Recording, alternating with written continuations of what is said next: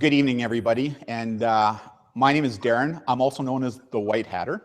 And I'm extremely excited tonight to bring this event to you. And tonight we're going to be talking about everything to do with back to school and digital technology and our kids. And to help me with this live event, I've invited in 4 other subject matter experts. And what's really cool about it, we're all Canadian, which is really cool. We're all Canadian and we have a lot to offer. And what's really cool about this panel is that every one of them brings in a little different perspective. I got somebody from academia. I got a mobile engineer, computer phone engineer. I got law enforcement. I got all kinds of different people who bring different lenses and different experiences into this discussion. And that's what I'm really, really excited about. And before I get going, I also want to give a shout out to my son. He's over here to my left. And he has set up this entire event, all the gadgets and gizmos. And Brandon is he's actually my digital Yoda. I was his Padawan. He was Yoda, I was Luke Skywalker. Him and I fight back and forth now who the real Jedi Master is, but Brandon truly is my master. So Brandon, I want to thank you for bringing this in tonight. So before we get going, one of the things that I want to do is explain to everybody how you can connect with us tonight. Because this is YouTube. It's all about you. That's why they call it YouTube. And so to do that, we're hoping that you will send us questions that I can pose to the panel. And there's 3 ways you can do it. So first way you can do it is via the live chat ad, right? For those of you who have a YouTube account, you're going to be able to send a message via the chat function that I'll be able to see and then direct to the appropriate person on the panel. The second way you can do it is through Twitter. We've created a hashtag, not kind of pound sign, parents, not a pound sign, it's a hashtag. It's hashtag BTS, stands for Back to School 2017. So you can send us a quick message on Twitter and we'll be able to see that as well. And the third way you're going to be able to do it is through our Facebook event page, where you're going to be able to send us a Facebook message. And Brandon is going to be able to monitor all that using Hootsuite, which is kind of cool. He's going to be able to do that. So that's kind of how we're going to do it. But before we get going, one of the things I want to do is I want to introduce the panel and give them an opportunity to say a little bit about themselves. So we're going to start from the East Coast and we're going to work west. So the first person I want to introduce is Alisa with 2 S's, and she's in Quebec. And Alisa, maybe you can share a little bit about yourself to the group. Sure. Thank you so much, Darren, for organizing this, and thank you, Brandon, for making sure that we're on air and everything's working smoothly. So my background is in academia. I was a faculty member in communication studies at Coode University for a few years, and then I was working at McGill in adolescent high-risk issues. I run a blog called riskwithinreason.com, and I work with schools and parent groups and community organizations on everything from digital citizenship, best practices, helping parents negotiate staff, helping staff and teachers manage to use these devices as effectively as possible pedagogically. So yeah, and I have 3 teenage daughters of my own, so I'm really on the front lines right there with you. And yeah, for everybody who's watching, I've been following Alisa now for probably just over a year. She's got some great material on her site. The second person I'd like to introduce to you is a friend and a colleague of mine. I met her online about 1.5 years ago. So here we are as parents telling our kids, don't talk to strangers because strangers are bad. But sometimes strangers can be good. And here's a really good example how Kat was a complete stranger to me. But as a result of that, we've created a good friendship and we follow one another. Kat, maybe you can share some information about yourself with the group. Awesome. Thanks, Darren. So I'm Kat Coode. I am a computer engineer. I spent over a decade writing software for BlackBerry. And when I was done that, I had my children. I realized that we are raising children in this digital generation and we don't even know what they're doing. They don't even know what they're doing because the technology changes so quickly. So I started my business, Binary Tattoo. Binary is for the language of all things digital, and tattoo for the permanence of everything we're putting online. And I started with schools and parents and students, teaching how digital identities are created online and how we can create one that creates a positive reputation for us and doesn't ruin our chances at jobs and post-secondary institutions. Again, Kat has been somebody that I turn to quite regularly when it comes to everything on the engineering and programming side of things. She's really good at what she does. The next person I'd like to introduce is Alisa with 1 S. So I'm going to call Alisa in today's event, and I'm going to call the other Alisa with 2 S's the doc to kind of differentiate the 2 of them. So Alisa, in Edmonton, in Alberta, maybe share a little bit about yourself. Yeah, for sure. So again, my name's Alisa Taylor, and I'm the owner of the Lotus page. So I've been in law enforcement for the last 15 years, and a good part of that was working as a criminal intelligence analyst with the Edmonton Police Service. So I had to use the internet and particularly social media quite extensively to find information on our targets, which led me to see a lot of inappropriate photos, a lot of mean and hurtful comments, and a lot of private information that was being shared publicly online. So that's what motivated me to start the Lotus page and really educate and share this information with parents that there are vulnerabilities online and we should navigate it safely, but it doesn't have to be scary. So I like to do it in a more empowering way. Yeah, it's all about enlightening and not frightening. And for those who are watching, when I first met Alisa online, she's also into yoga. And oh my God, if I tried to do some of the things that she did, I'd be in hospital right now. Just amazing. So the last person I'd like to introduce is Kathy. And Kathy was involved in law enforcement much like I did. And she is from Calgary, Alberta. Kathy, over to you. Hi, I'm Kathy MacDonald. Thanks so much, Darren, for inviting it. And it's wonderful to be part of this whole experience. I was a police officer for 25 years with the Calgary Police Service, retired about 4 years ago now, and am an instructor at the University of Calgary in cybercrime prevention, involved with the Stop, Think, Connect convention on cybercrime as well, and work with quite extensively with Dare to Care, which is an anti-bullying charity, as well as Toddington International, going out and talking about online intelligence gathering. So I've been involved in speaking in schools to parent groups in the corporate setting for about just about 20 years. So I started back when people were using Nexopia and MySpace. So it's been quite an experience along this whole roadmap. And I'm just happy to be at this point. I'm very passionate about what I do. I've got my website, kathymacdonald.ca. And thanks very much for inviting me.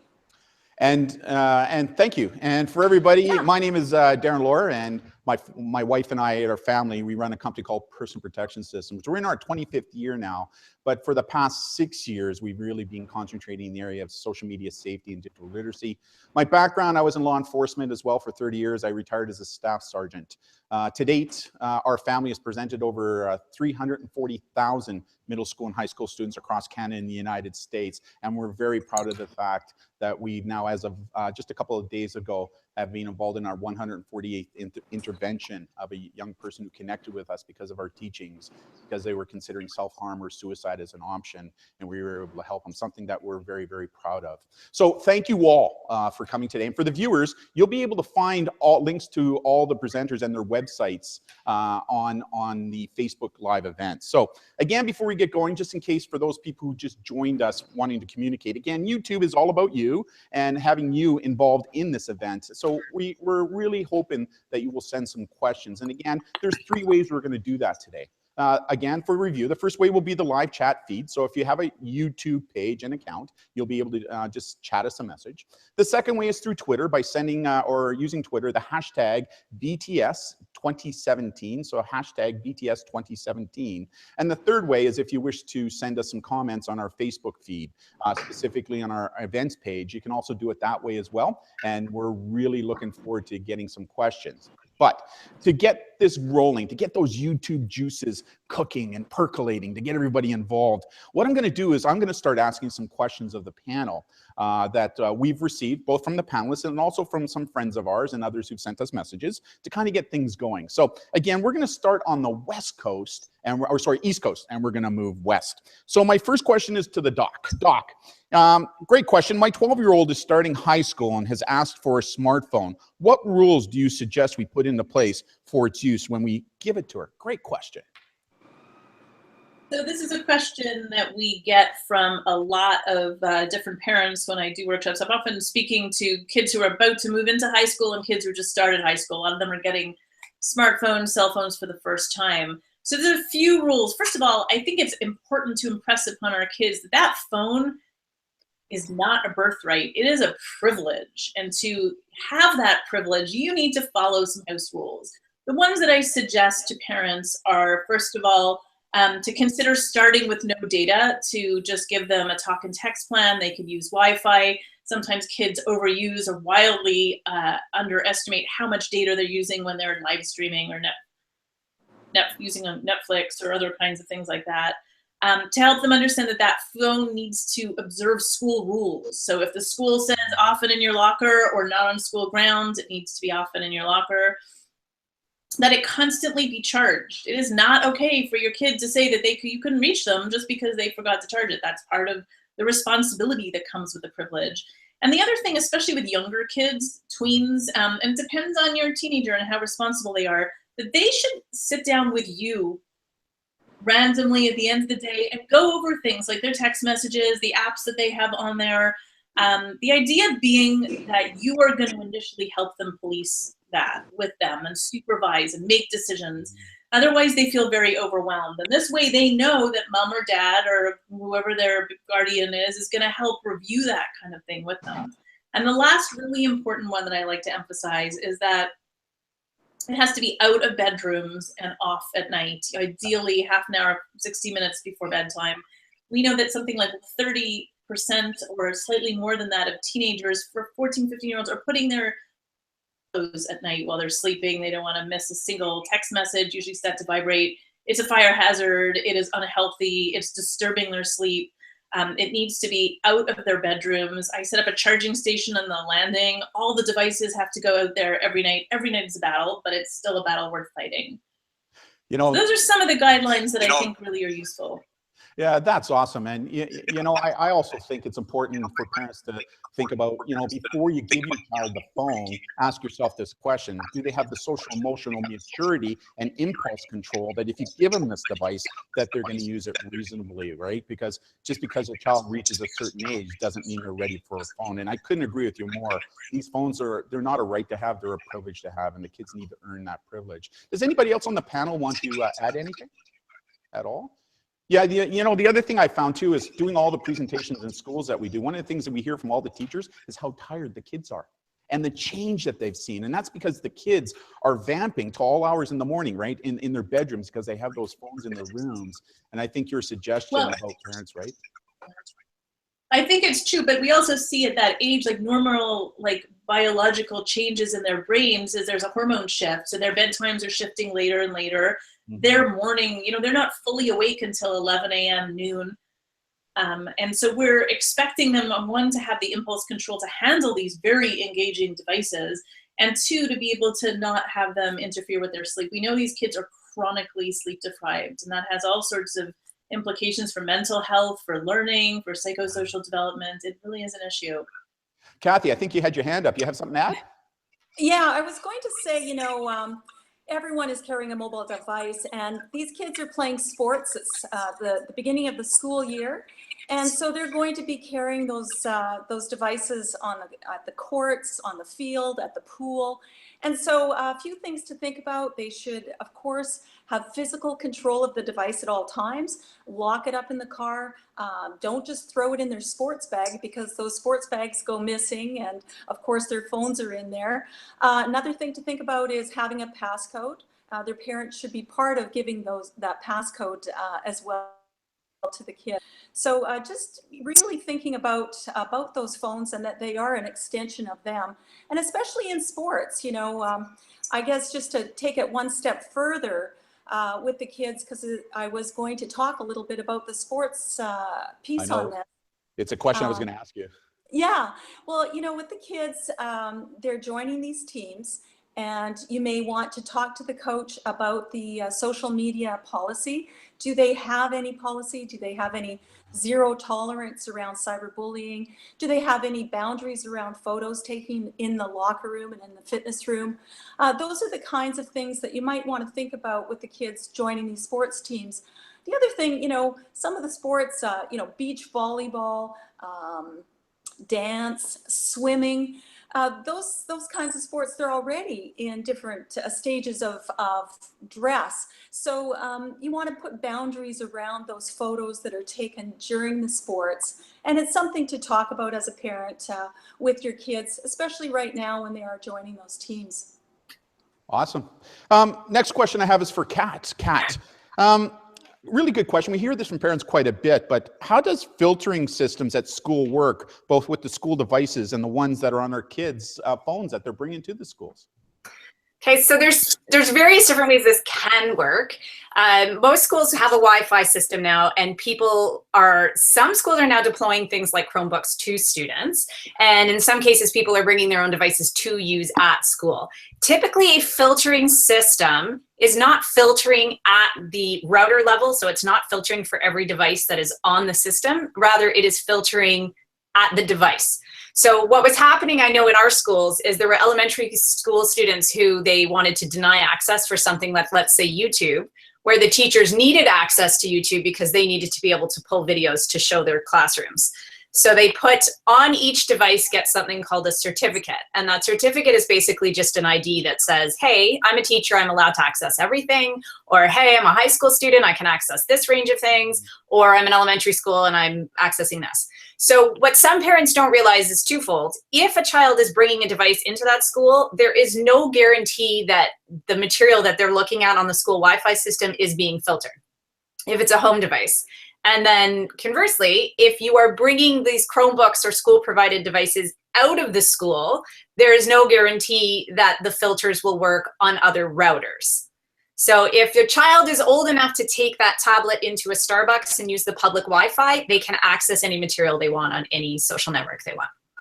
And that was actually, I was just down in Washington State where a school has gone to that one-to-one program, and that's exactly what was happening. The schools were refusing to put filters on the Chromebooks that they were giving the kids, other than the filters that were being used at the school. So as the kids were traveling to and from school, they were accessing anything that they wanted, including porn and all that other stuff, without being filtered at all. And when the parents had said, hey, listen, we want filters on here, the school said no, which is really weird.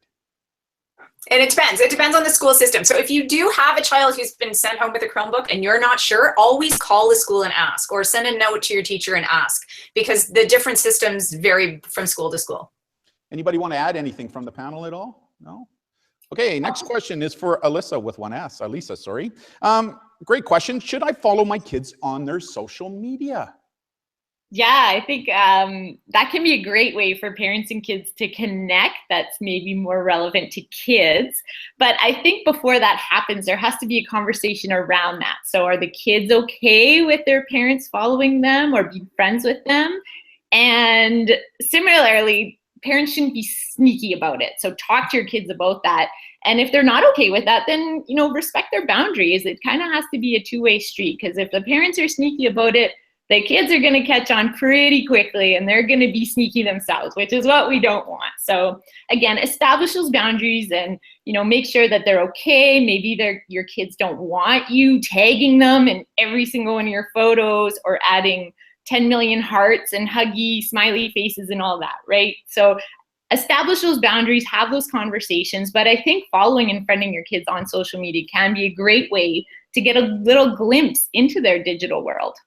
Panel, what do you think? Anybody at all? No? Okay. Next question. Great comment. Next question is for Kathy. What does it mean to own your own online identity, and why do you think the cyber safety experts think this is so important? Why do you think we're so important, this digital dossier, this identity, this digital tattoo, right? Well, you know, the whole concept of owning your own online identity is very important. You know, once you get going on the internet, you're building digital footprints, and they're going to follow you throughout your life, really. And you want those digital footprints to be something that you are proud of. So you want to own your identity, be responsible for it.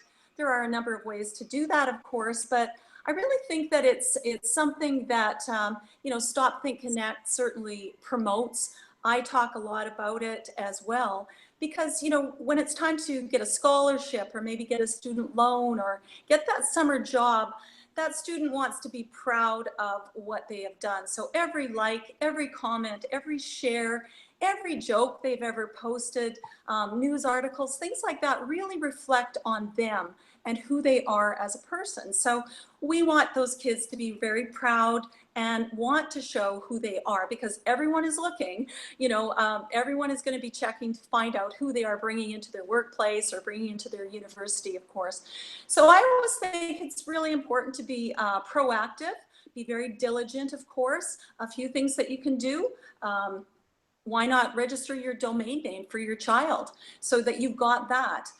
Maybe set up an alert so that you can keep track of, your name, your product, your brand, your images. Even searching your hashtags, a good idea as well, and just find out, what's out there. Of course, the other thing is to keep track of your social media, sanitize your profile occasionally. Get rid of those comments maybe that you posted when you shouldn't have. Just check it out and be really diligent that way, and make sure that there's nothing there that's going to prevent you from getting ahead in life. So I really think that concept is very, very important.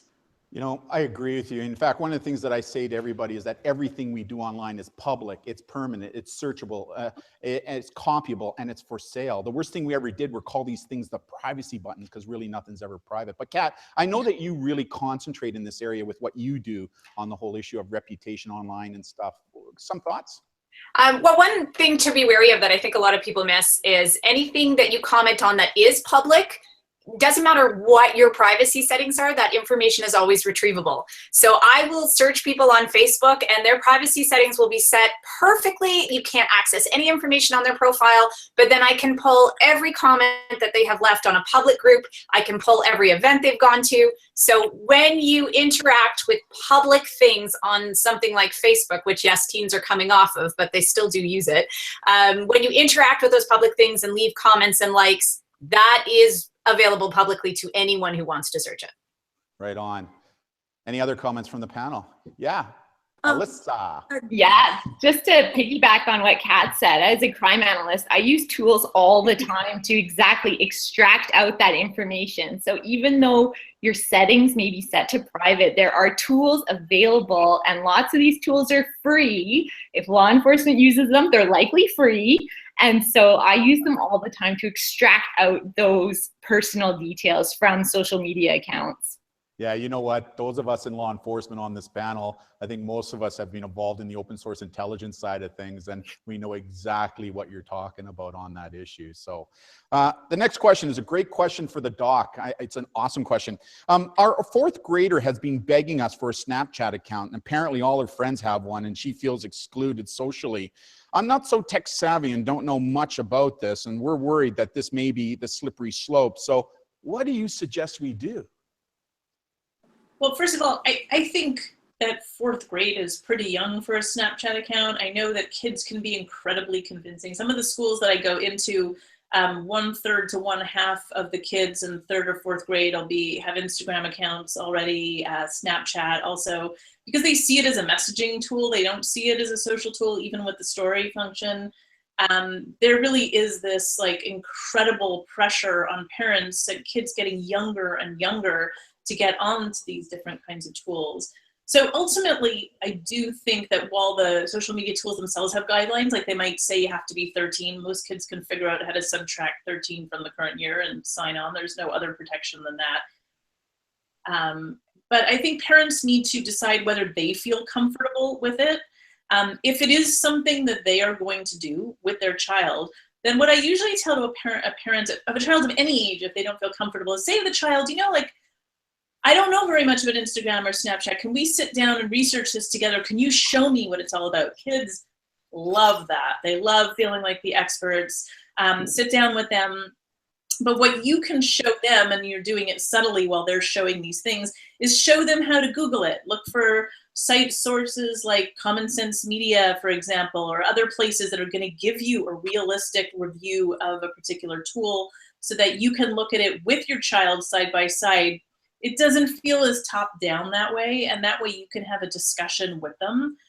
If you are going to allow them to have it, with whatever age they are, then you should also do similar kind of research with them about settings.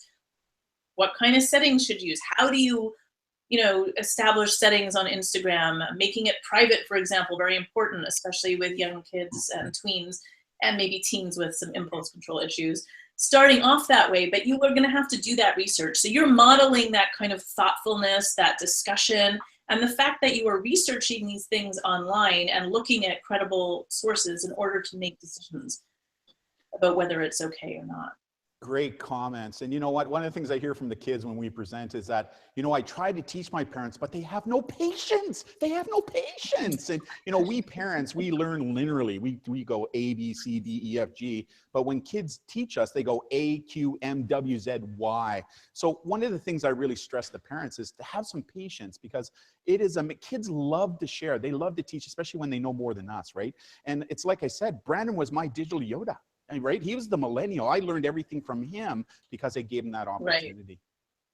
Well, I think that's true. When I talk to kids, for example, I say, how many of you have ever had to help your parent figure out why the printer's not working, or to figure out their email, or to set up an app, and they're all laughing, and so they really get that. And it's kind of unusual to have this thing where one generation, the younger the kids, are so much more tech savvy than their parents. But what we have is experience and judgment and maturity and experience with people. And it's a common sense that you just learn over time. Our kids don't have that yet. So we have to help them put those things together. For sure. Great comments. Next message, next question for Kat. What happens when schools provide tablets to our kids? Like, what happens with that?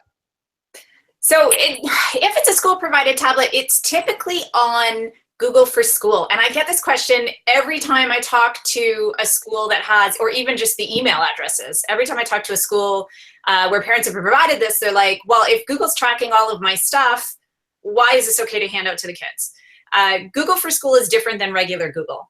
And anything they do on those school provided devices and those Google for School accounts is not being tracked. So well, Google says it's not. It's being aggregated and it's not assigned to your child. Legally, according to COPPA, which is the Children's Online Privacy Protection Act, which I'm sure all of us are very familiar with, parents maybe not. So that is where they said all children under the age of 13 cannot be advertised to, and their information cannot be collected for the purpose of advertising and marketing. So from that perspective, when you get school-provided devices and email addresses and all of that stuff, the information is not being collected on your kid. Great. Any comments from anybody else on the panel?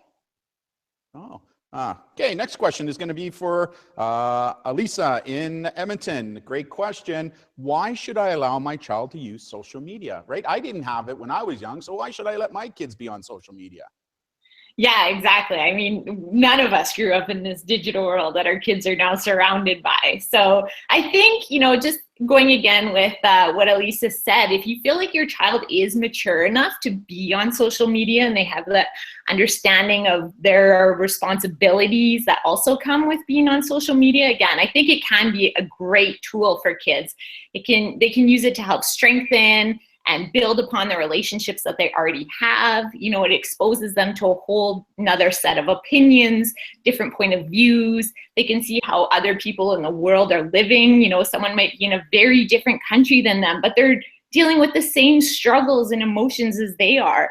It might open up a whole other community of support for maybe an issue that they're struggling with that they maybe don't want to go with their parents to yet. So I think it provides another community of support for them. And then again, it gives them that opportunity to be creative. So create some amazing content out there and share that content. There is some great stuff being created by kids. And I think it can be a great tool for them to be creators as opposed to just consumers of digital media. Doc, I'm sure you have some things to share on that point. What do you think? You there, Doc? Yeah. Sorry, I didn't. You tuned out there for a second. So I think that's really important. Actually, I love what she's saying about the idea of kids being able to connect with other kinds of communities, with like-minded people. I have twin daughters who are 18, and they got very interested in social justice and mental health issues for teens. Just look on Tumblr, just following different communities and using hashtags creatively. They've educated themselves so much. They're so much more sophisticated about these issues than I certainly was at their age, because really they have this whole world at their fingertips. But at the same time, I do think it's really important, especially with younger kids and teens with maybe younger teens with impulse control issues or other kinds of issues, that there be some level of supervision. I'm really a firm believer that kids have to earn the right to privacy from their parents online. Especially younger kids, if we've got fourth graders getting on Instagram and Snapchat, I don't believe they have the right to privacy from their parents, to be honest, because the margin for error is quite high. I do 100% agree that parents have to be respectful, no liking and commenting and embarrassing, those kinds of things. But I think that kids have to show consistent judgment, responsibility, and maturity to be able to earn that over time. And that may be different for different kids. You know, my older kids were quite compliant and responsible. My younger one likes to push buttons a little more, you know? So different kids are gonna have to prove themselves in different ways and earn it in increments. But I think it's a great, I really do. I agree with that. And I actually go a step further. Not only do kids not have the right to privacy, they have to earn that right from us parents, but we parents also have the right to monitor until such time as they show us that right. And there's a way you can do it. And there's two schools of thought, right? There's what I call the free range movement, where they believe that parents shouldn't be monitoring at all. And then there's a movement like me who says there's a difference between monitoring and spying. Like if I'm going to put monitoring software on a phone or on a computer, I will be absolutely open to the child that I'm doing that. But then I'll say to them is that, you know what, the reason I'm doing that is to make sure that you're becoming a good digital citizen. And once you prove to me that you're being a good digital citizen, I'll take that software off because you've earned that right. Right? That's where I come from, that perspective. And that's why I recommend, you know, there's some stuff out there. Like I really love Bark app right now. The Bark app is a really good app created by one of the creators at Twitter. And it finds that balance between privacy and allowing parents to see what their children are doing, right? Which is really a really cool app. Anybody else want to comment at all on that? No? I agree. I mean, you just have to keep that conversation going too. As parents, we have to stay engaged with what they're doing with digital media. So 100% agree. All right. Next question is for Kathy. What are some of the cybersecurity risks that I should be aware of for both me and my child? Good question. Yeah, absolutely. You know, it's not just oil and gas and engineering companies that are at risk of attacks from spear phishing and phishing.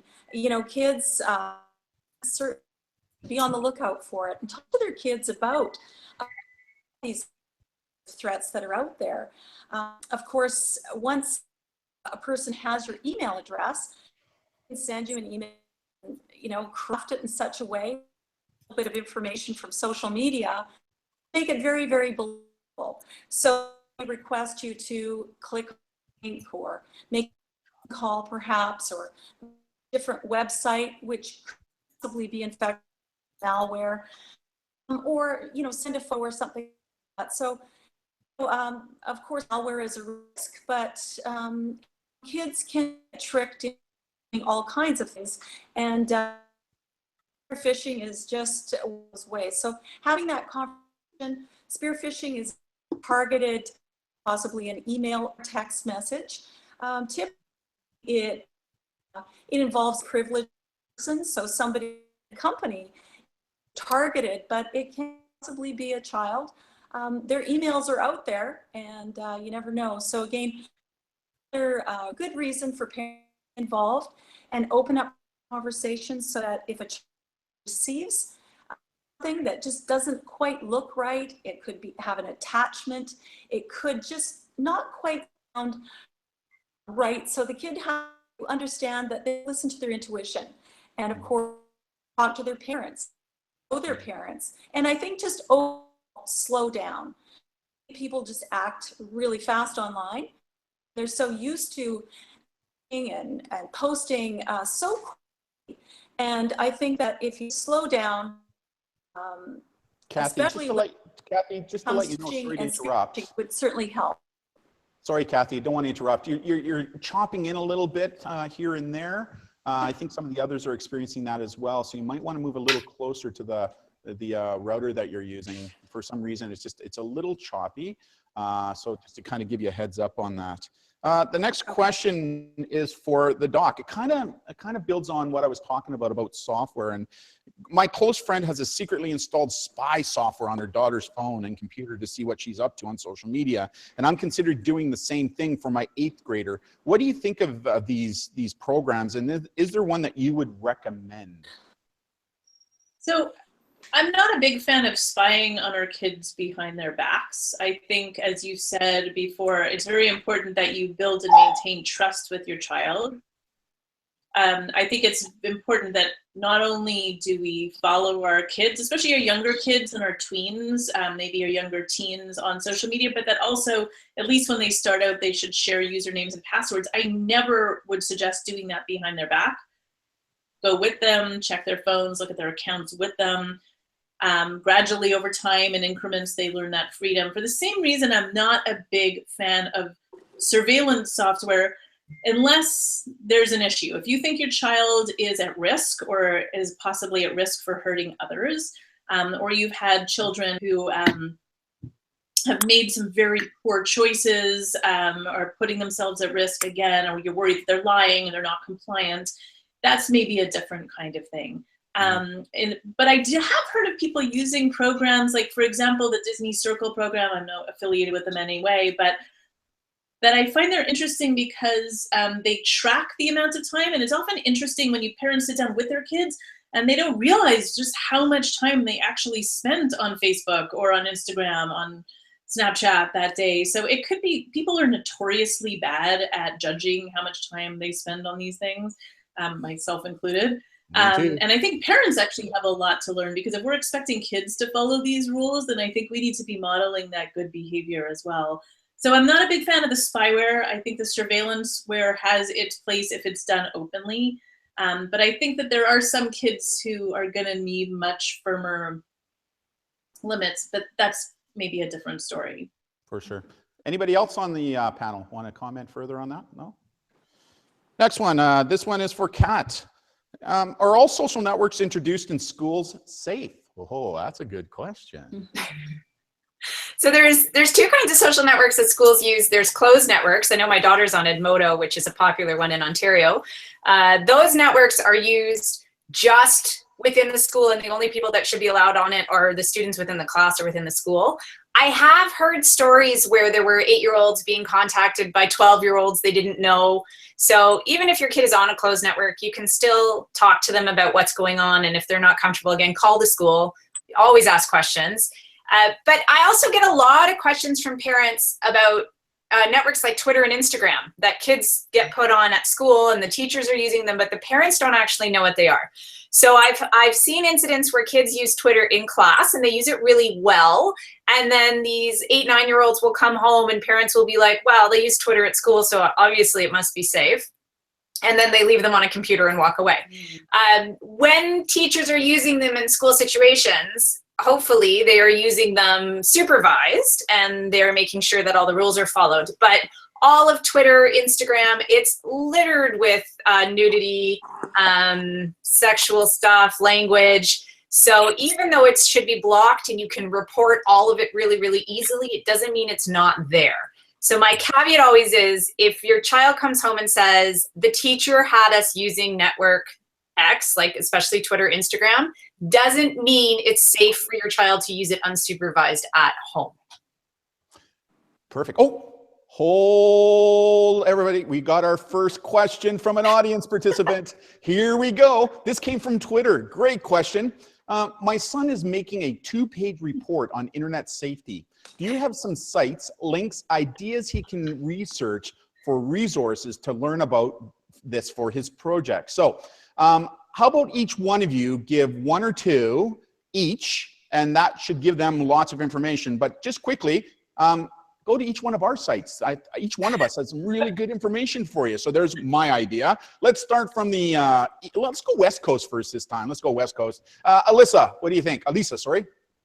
Yeah, I think Media Smarts is a great resource. It's a Canadian company. I use them all the time. Another one is Kids Help Phone. They have great resources on there, again, all about online safety and digital citizenship. Doc. I love commonsensemedia.org. There's even an app you could get on your phone. It's just a fantastic way to look from a kid's perspective at a lot of the digital tools that we use.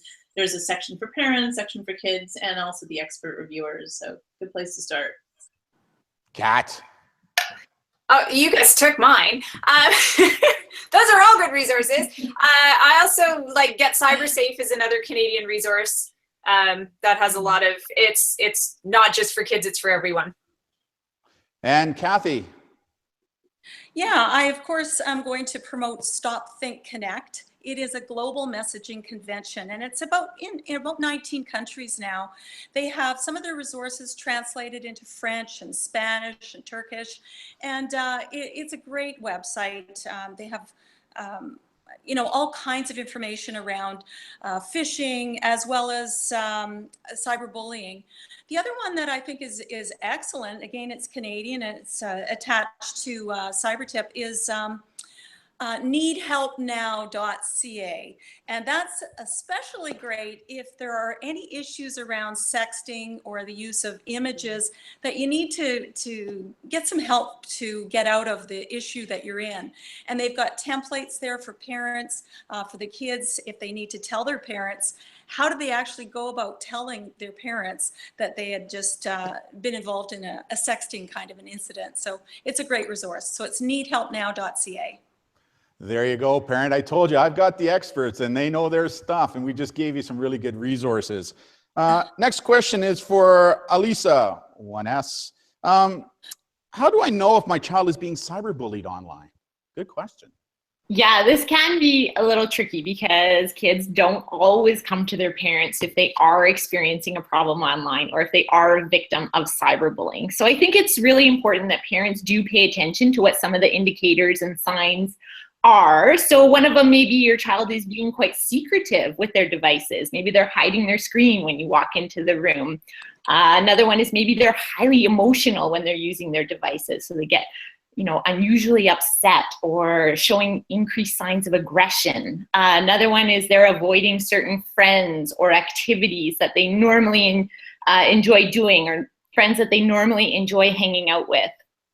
Again, changes or disruptions to their eating or sleeping habits. And of course, if they seem more withdrawn, they seem like they're just having that lack of confidence. These are all things that may indicate there's something more going on with what maybe they're telling you. Yeah, good points. And the other thing I found is that kids will always test the waters first, right? Before they disclose to parents, to see if the parent is how they're gonna act, or more importantly, overreact. And I think one of the most important things parents can do is when the child does come forward, to let them know that something's going on.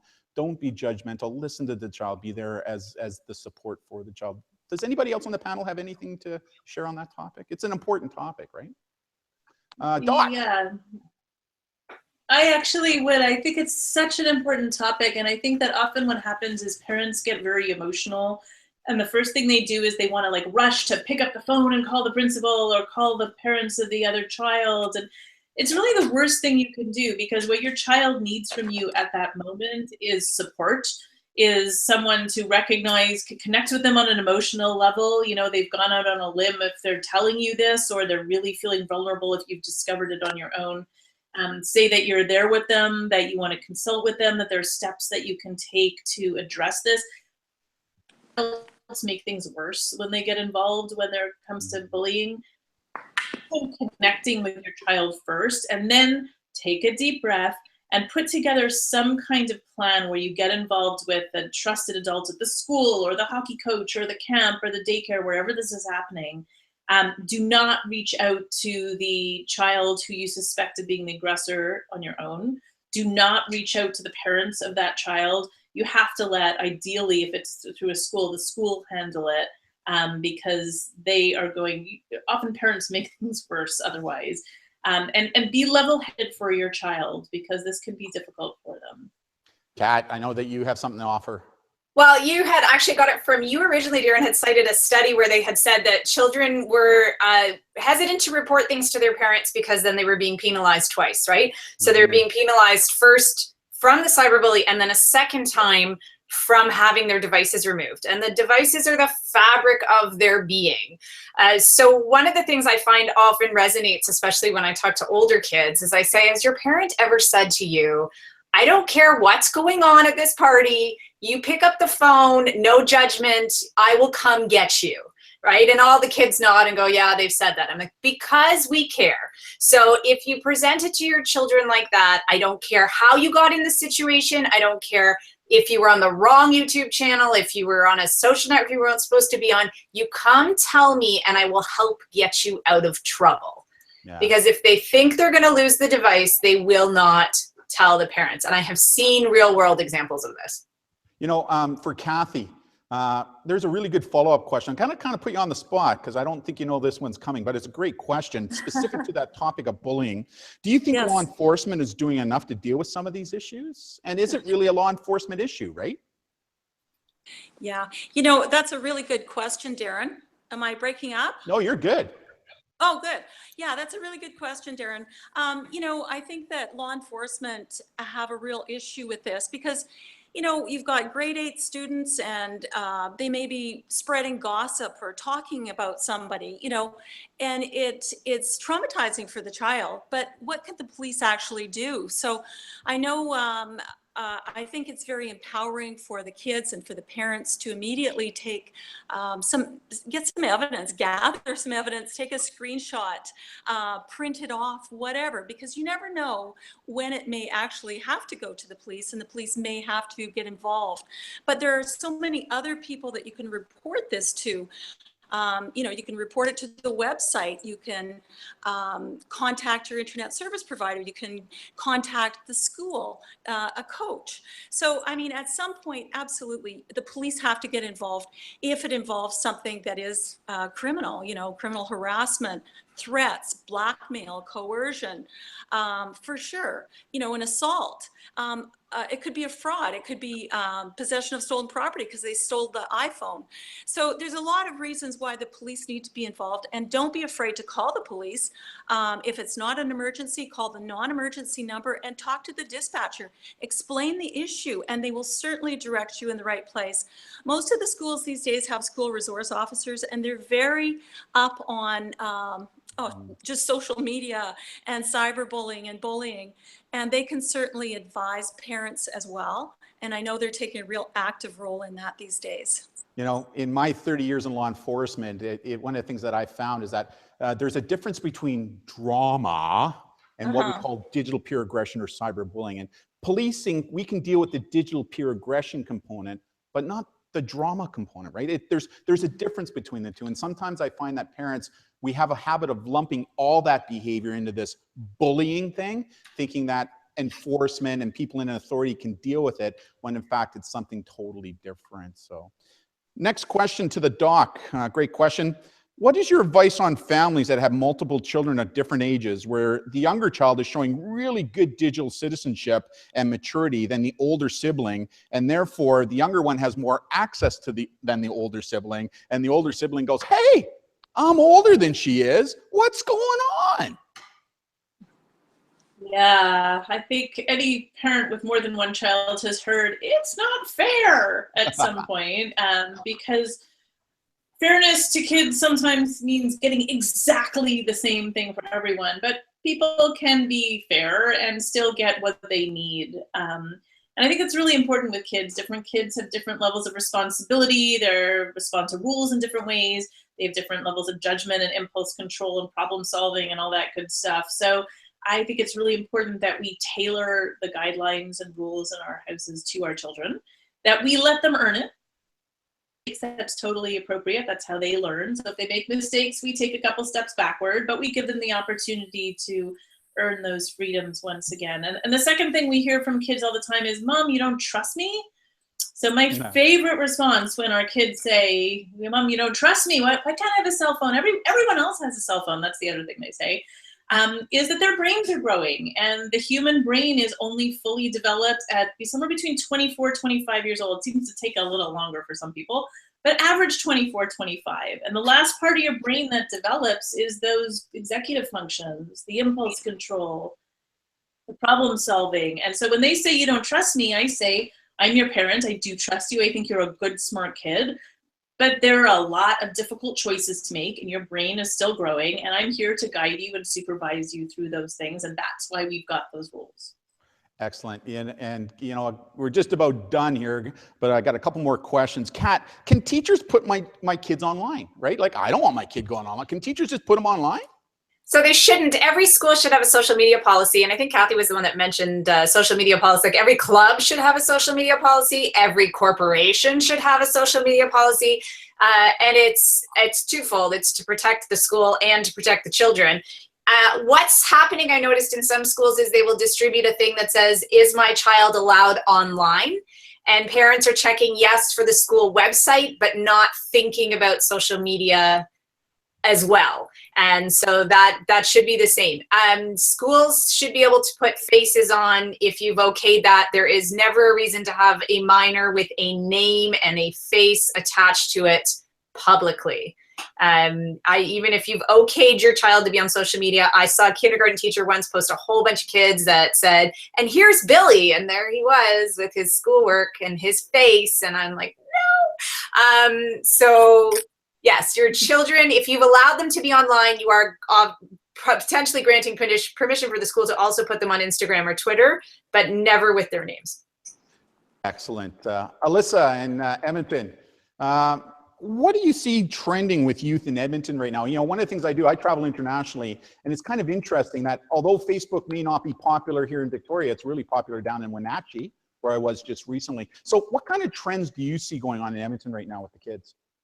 Yeah, Snapchat is definitely the trend here. It seems like every kid is on Snapchat, Instagram as well, but Snapchat is definitely in the lead right now. And I have to be honest, like I went on Snapchat a while ago to become more familiar with the platform, and it was pretty fun. Like I was having a good time with some of those filters, and my nephew is teaching me things that I didn't know existed. So I can understand why they're using that platform. I mean, it's definitely a more intimate platform as opposed to Instagram, where everything has to be perfect and look a certain way. And you know, there's actually a lot of pressure to maintain your Instagram account. So Snapchat is definitely the go-to here with teens and tweens. You know what? I love Snapchat. I use it all the time, right? But again, I love to say, I think, Kat, you say the same thing. It's not the app. It's how people use the app. Now, having said that, there are some apps out there that we just don't recommend, all of us. But it's more about the person, right, Kat? Yeah, absolutely. Like you said, there's a couple, especially anonymous apps. If your children are on anonymous apps, there's not a lot of good that can come from them. Ask FM, definitely one to watch out for. And Yellow, I don't know if anyone else was going to address that one, but it's Tinder for teens that essentially makes your Snapchat public and allows you to connect with other kids in the area to quote unquote make friends. But kids under 17 don't need to make friends with strangers nearby. Kathy, what about you in Edmonton? What do you see the kids up to there? In Calgary? Oh, sorry, Calgary. Calgary, Edmonton, Calgary. It's Alberta. Yeah, for sure. You know, absolutely. Snapchat is very popular still. Instagram, of course. I do, you know, what Kat was saying about the anonymous apps, definitely something to think about. Monitoring and, you know, monitoring leads to self-monitoring. And I really think that those apps are something that parents should know what those apps are for. Talk to your kids and have a look at what they've downloaded. And just ask them, well, what can you do? Who can you talk to? Is it anonymous? You know, I know that they can geofence some of those apps and not have them in schools, but you can use them from anywhere. So it's something to think about for the parents, definitely. But yeah, Snapchat, Instagram are super popular, of course, in Calgary. Oh, how about in Quebec? Yeah, the same ones that you guys are mentioning. Like there's still kids on Twitter. Tumblr has its own kind of fan communities. I do hear from the younger kids, like the elementary schools, Musical.ly and Lively are very, very popular. And kids making money off Lively, which is amazing to me. So yeah, I think you know, I'm always keeping my ear to the ground when I go to different schools because they hear these things way before I do. It seems like they pop up faster than we can get a hold of them. Yeah. Another question just came in from live chat. How can a parent filter Instagram searches? Ooh, good question. How can a parent filter Instagram searches? Kat, how about if you take a shot at that? I actually don't think you can. So you want to, I'm assuming you want to prevent your child from searching things they shouldn't be searching. I don't believe there's a way to do that, but I haven't actually checked. Yeah. Doc, you agree? Yeah, I don't believe there's a way to do it. No, I don't think there's any. You can sit next to them and do it with them. Now I'm But going to turn to otherwise, I my think two there's open a- source intelligence. Kathy, what do you think? Can you filter Instagram? Yeah, same as what they had mentioned as well. Yeah. And how about Alisa, 1S? Yeah, I totally agree. If you can search it, it's there. But So, I agree, do it with them and go through it with them. for sure. Let's see. What else is there? Is there anything else anybody would like to add? I mean, those are kind of all my questions that I had, and I'm happy that a couple of other people chimed in just before we sign off and I conclude our event here. Let's start on the West Coast, up in Edmonton first. Yeah, the only thing I want to address is, ensure that your child does know the difference between posting personal information and private information. So the thing I like to say is, when you're sharing personal information, that's something you would share with someone who's sitting next to you on an airplane or on the bus, your interests, your hobbies, your pets, your food, whatever that might be. Whereas sharing private information is that information that can identify you. So obviously, phone numbers, addresses, passwords, that kind of thing. But even go one step further. So think about birthdays, I'm celebrating my 18th birthday today. Your birthday is a very private piece of information. Another one is license plates and driver's license. A 16-year-old got their driver's license. They take a picture and share that. That's private information you want to keep to yourself. So just make sure that they're aware there's a difference of the personal versus private information. Kathy, quickly. Yeah, I think that the beginning of the school year, it's a great time to talk to your kids about making strong passwords. Give them some tips on how to do it. It's an exercise that both the parents and the kids can do together. So great time to do it. Kat. Just quickly, I'm building on Kathy's. Don't share your password. Always blows my mind how many kids will give their passwords to their best friends so that they can post things on their behalf or use their devices. And the other one very quickly is I keep seeing Reply ASAP in my my Facebook feed, which is an app that was created by a UK parent. And essentially, if you put it on your child's device and they don't reply to you within a minute, then it locks their device so they can't do anything else until they reply to you. If you are looking at this app, children can delete it off their device and then it's useless. The other thing to note is if it sounds an alarm, which is one of the possibilities, it can actually cause accidents. You don't want your child who's driving to feel the need to reply to you immediately and then do so while driving. So just be wary of that with that app. And just quickly, parents, stop phoning your kids in class or sending them text messages in class. Like, it's driving teachers crazy. Doc, you. I just don't think parents should feel outclassed by their kids. They may know more about the technical side of things, but you know more about people. And so feel confident, research with your kids, and keep those lines of communication open. You know what? I want to thank the panel. You guys were awesome. Go Canada, eh? All of our experts. One of the things I want to share with all the parents is it's been my experience that the majority of our kids are doing super uber cool things online. They really are. The majority of them are being really good digital citizens. Only a small percentage of them aren't. And it's that small percentage that has a habit of tar and feathering that entire generation. It's kind of like cops. You get one bad cop, we must all be bad, when in fact we know that's not true. But remember, you are their parent, and we need to be our kids' best parent rather than their best friends all the time. When it comes to social media, there is definitely a difference that we parents, and to do that, we need to get engaged with our kids and not be frightened by the technology. It's not as hard as you think. If I can do it, anybody can do it. I mean, just ask my son. He'll tell you that when it came to this stuff, I just, kind of thing. So it's really important that you remember that, and that you are their best, you're the best parent that they have. And I want you to be that mentor. So again, on behalf of the panel, a tip of my hat to all of you.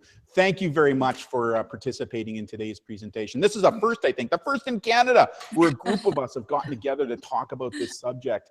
And you know what? I'm hoping to do this many more times with you as a group, because I found this extremely educational, because we each bring a different perspective to this important topic. So on behalf of myself, my son Brandon, who was working all the magic behind what was going on, we want to say thank you very much for tuning into our live event tonight, and have a great rest of the evening, and enjoy yourselves online. For now, bye.